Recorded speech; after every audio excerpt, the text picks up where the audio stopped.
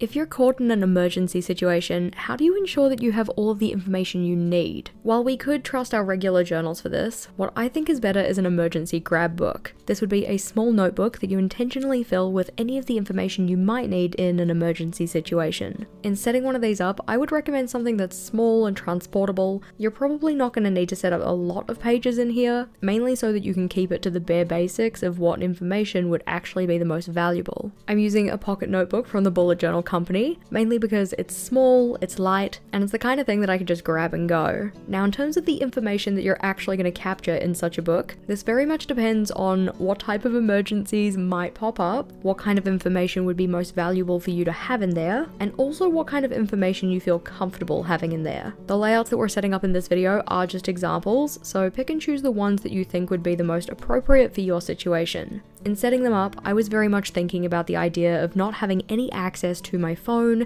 a computer, the internet, so what kind of details might I need if I wasn't able to access that information in other spaces? On the very first page of this one though, I just wanted to put down my contact details and also some details about me. This could be the kind of information that you might need to provide in an emergency situation, or somebody else might need to provide on your behalf. Things like your name, date of birth, who your emergency contacts are. I'm keeping this information fairly general because we'll get a little bit more specific in the future pages. And also remember, if you're including this personal information in here, you want to make sure to store this little notebook in a secure place. We don't want it to accidentally get lost and have a bunch of key information that could be used for nefarious activities. In an emergency situation though, we want the information in here to be as easily findable as possible. That means that the next layout I'm setting up is an index. Because the information that's captured in this notebook isn't necessarily chronological, it won't necessarily have a set order to it, depending on what order you think of pages to add, what kind of information pops up. So making sure you're using a notebook that either already has numbers or you've pre-numbered, and you've got an index set up in the front so that you can very quickly find that information could be quite useful. Flipping over though, and in terms of thinking about emergencies, a lot of the ones that came to mind were medical emergencies, or ones where you might need to have some kind of first aid response or help from medical professionals. In the cases of that, having some key medical information to pass on to those people could be very useful. We're thinking things like name, date of birth, blood type.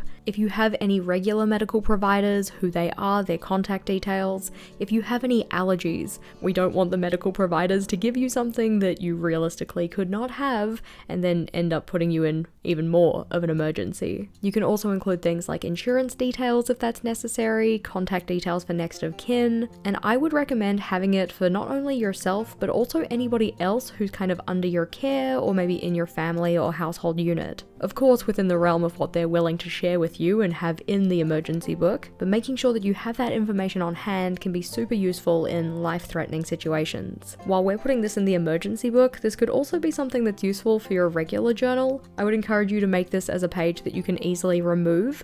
One, so that you can move it from journal to journal, and two, so that then you can actually just give it to any medical professional rather than having to rattle it off to them or give them your entire journal or anything like that. On to the next page though, what can also be useful to include is something like an emergency plan. This way, when you're in a panicked state in an emergency, you can refer to a very short bulleted list of the things that you need to do in different types of emergencies. What types of emergencies you include in there depends on your area, depends on the kind of emergencies that might pop up.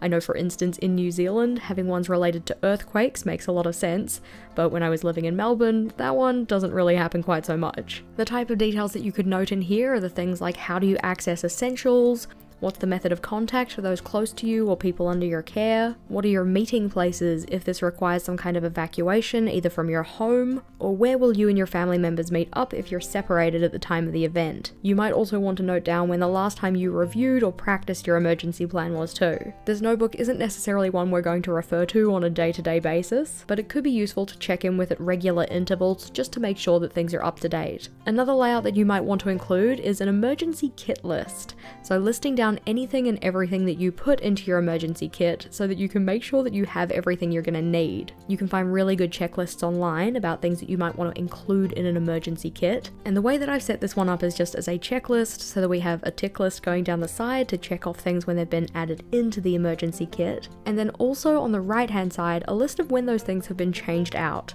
especially for anything that's kind of perishable or goes stale or flat, things that maybe a couple of times a year you want to refresh. We don't want it to be an emergency situation and then we end up adding insult to injury because we're trying to use products that have expired. Also, having these items listed down means that if you have an emergency kit that's kind of extensive, you know what is and isn't in there, so when you go looking for something, you know whether you're actually going to find it. Most of the emergencies that I've been considering when making these layouts are kind of related to like natural disasters, fire, theft, that kind of thing, but there are also types of emergencies that happen on a smaller scale, or effectively they only affect maybe one or a couple of people. A good way to come up with page ideas for yourself though, in terms of your emergency book, is without getting too into the realm of catastrophizing, ask yourself what kind of information would I need if X happened to Y? So if certain scenario happened to certain person. Not to get too morbid, but an example could be, what would I need if Vogel, my partner,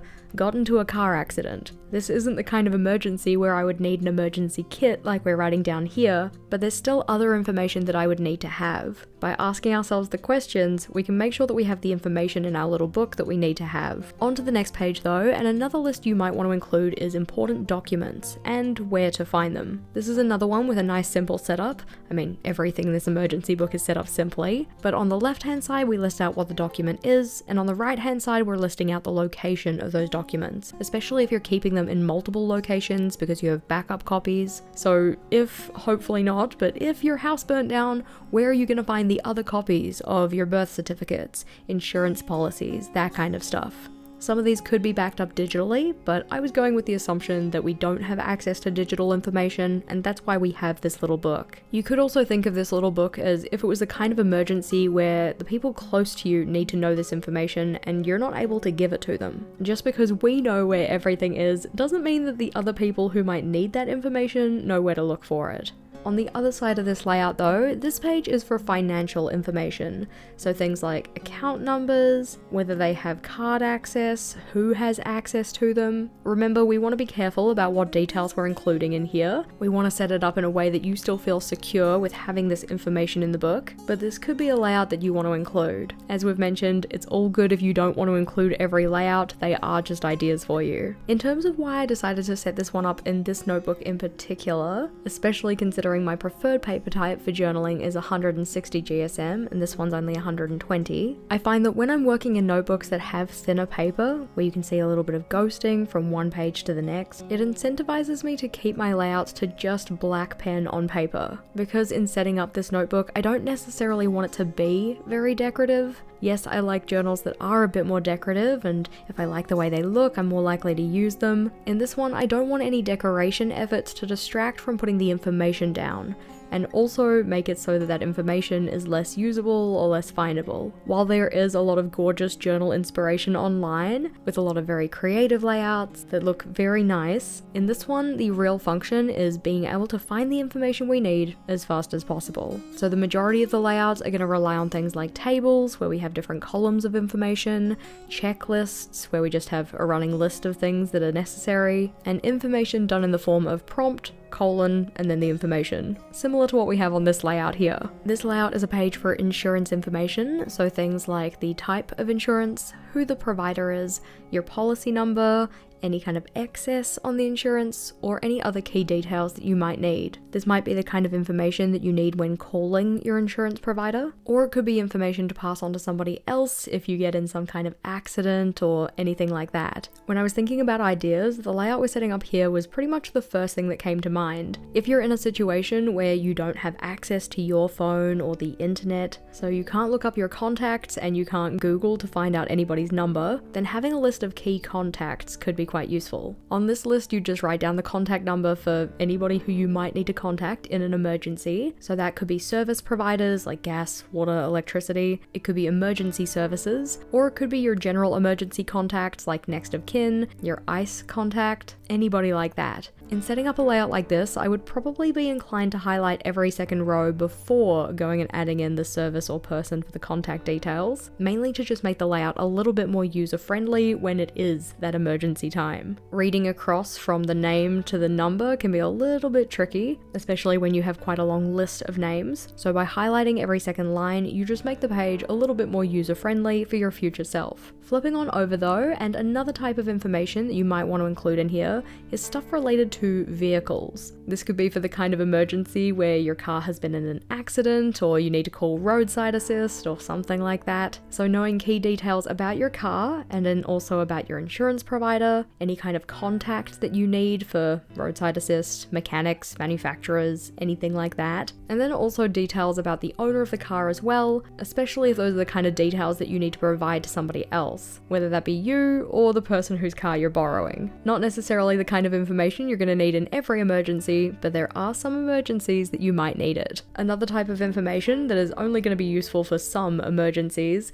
is how to shut off your utilities. If you're in the kind of emergency where you have to turn off your gas, your water, your electricity, how do you actually do that? Where in your household do you need to go to do that? Is it the kind of thing that you can actually access, or do you need to call somebody else to do it for you? I'm setting this one up as a table where we've just rotated the journal so that we can see the information, mainly because the amount of space going across the notebook is kind of small, so by rotating the journal we have a little bit more space to write things in. You could also set up a similar layout for any kind of processes that people would need to know how to do in an emergency situation, maybe one where you can't tell them what to do, for instance how to access key information or finances, if you're not in a position to do it yourself, or tell them how to do it. Our next layout idea is one that I would very much be more inclined to set up as a digital record rather than a physical one, but going along the idea of not having any access to any computers, digital records, anything like that, you might want to set yourself up something like a household inventory. This doesn't necessarily have to have every single thing that you have in your house, maybe just some of the key players, but having a list of these could be useful for insurance purposes. Now the reason that I say that it might be nicer to have a digital version is that a digital version is a little bit easier to filter, sort by price, auto-calculate prices, update when you either acquire new items or get rid of old ones. I've set this one up as 3 columns though, so one column just to specify the area in your house, one column to specify what the item is, and then another column for the price of that item. Depending on how much stuff you have or how much stuff you want to record, you might need multiple pages for this, and you may also only want to record some of the items in your household rather than every single thing. Our next one is not one that relates to me but might relate to you, and it could be useful to have pet information in your notebook. In the case of an emergency for your animal family member, what kind of key details might you need? This could be names that they respond to, their regular vet, any medications they're on, any allergies they have. Effectively kind of thinking about it as the typical information you might record for a human family member, with some additional details like if they have a chip and what kind of registration number they have, if that's something that's relevant where you live. Notably, this was just some of the ideas that you could include in your little book, so do let me know what other kind of emergency information you think would be useful. As we talked about, make sure that you store this in a secure location, but one that's easily grabbable if there is an emergency, and only record what you're comfortable with. A lot of this information can be kind of personal or sensitive, and we don't want to record so much information that we can't find the pieces that are key or most important. I love this little notebook for being as transportable as it is, and if you were looking for more layout ideas for this pocket or A6 notebook size, then this video is the next one to check out. In that video, we have 50 different layout ideas that you can utilize in setting up your little book, so click or tap on that one and I'll see you over there.